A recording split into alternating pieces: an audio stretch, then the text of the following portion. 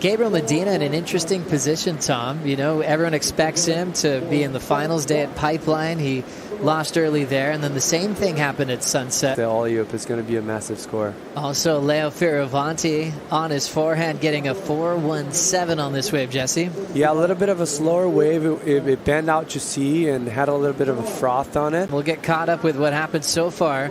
Samuel Pupo getting started. Jesse, massive alley-oop. He's won here before, and starting with that alley-oop, it's not a bad call. Right here, a little bit late. On set as we see Gabriel Medina getting his first wave of the event, backhand float, stretched that one out, and wow, how quick did he get up through that end section. Medina over the years? You know, I haven't yet. See him around. Well, we've got a potential wave here. Priorities with Leo Fioravanti, and he will take this right. The Italian winds up, first turn, nice tight turn in the pocket. Little free float on that finishing move. That looked good. Yeah, that was great, and a bigger wave too. So this is, he has more power. When you're surfing bigger waves, you have more speed going through. It's harder to control. He's very good at just being solid on his foot and not committing any mistakes. As you see right here, first nice setup, snap, and just strong finish. Good effort for him. Great two-turn combination from this angle. You can see just a nice setup turn and then shuts it down. Didn't have to hesitate between maneuver. You can see it's a little bit taller than most waves we've seen it on this heat besides Leo's 5.17, and just back-to-back beautiful, strong maneuvers and a lot of release. I've actually seen him surf. This era where surfing is in the Olympics, from Italo and Carissa winning gold in Japan, and now seeing everyone heading straight for Tahiti later on this year. We'll get back to that. Leo knifing a couple sections. But what are you looking forward to the most for the Olympic Games? He must be going to the air here. But anyways, just sort of catching up with the... Yeah, a lot of wrapping all these athletes getting to perform on such a big sporting platform. Backside floating complete for Medina. So it's nice to go back. As we look at Medina driving down the line and kicking out. Yeah, so with Rip Curl, they were covering that trip with you and for a movie that we can all watch. Who was with you? I've just been loving what you've been doing lately, Tom. I'm stoked to see this movie that you made in Ireland with Rip Curl, and also the backside air reverse attempt for Medina incomplete. And here he goes again. Gabriel Medina with some speed and a ramp. Solid backhand reverse, and I was expecting him to pull that one off. And also during the break, Gabriel Medina getting this one, Jesse. Let's see, is he landing it?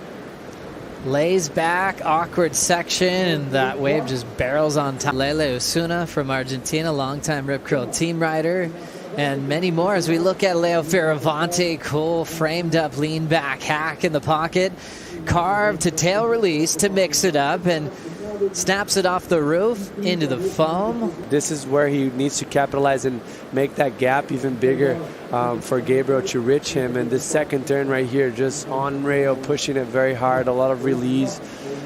Another third turn, and then finish it off just with a little bonus section, but the damage was done. And types of crafts that maybe you never find in a surf shop, and you know how to get a new feeling on the ocean. As we see a rotator there complete from Medina, going to his forehand right into a wrapping cutback, throwing down a mid-face slash and hanging in there for the finish, almost getting stuck there in transition. But on wave number 9, he turns in his best so far.